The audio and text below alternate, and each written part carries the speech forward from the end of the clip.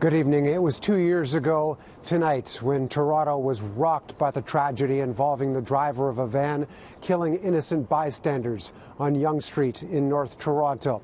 Today would normally be a day where people would come together to remember.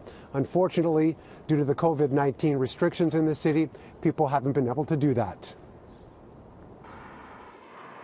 A bouquet of flowers and a couple of messages in chalk on Yonge Street, including the much-used Toronto Strong, to commemorate one of the darkest moments in the city's history.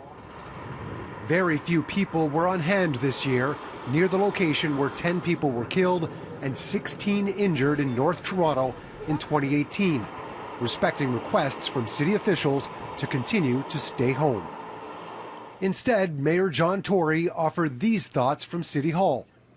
Today, we take the time to properly recognize all of those lives lost and those who were injured in the Yonge Street tragedy, and to recognize the fact that it changed, in some respects, our city forever.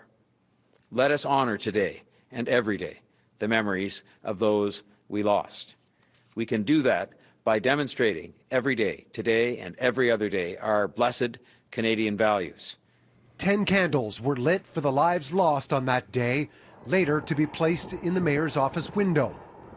Flags at Mel Lastman Square were lowered to half-staff, as was the Canadian flag at City Hall early in the afternoon.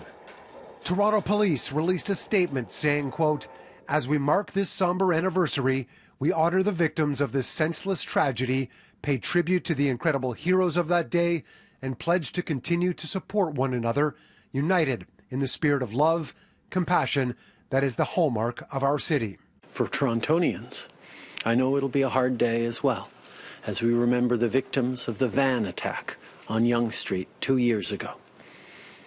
Together we mourn, and together we heal.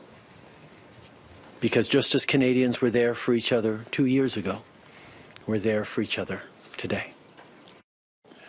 I want to take a minute to remember and honor the victims on the second anniversary of the Toronto van attack.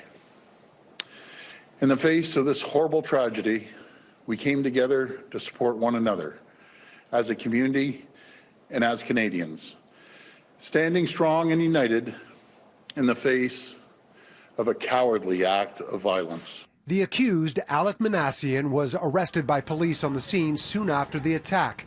He told police his acts were deliberate, in retribution for being turned down by women over time. His trial was supposed to have begun by now, but has been delayed until later this year.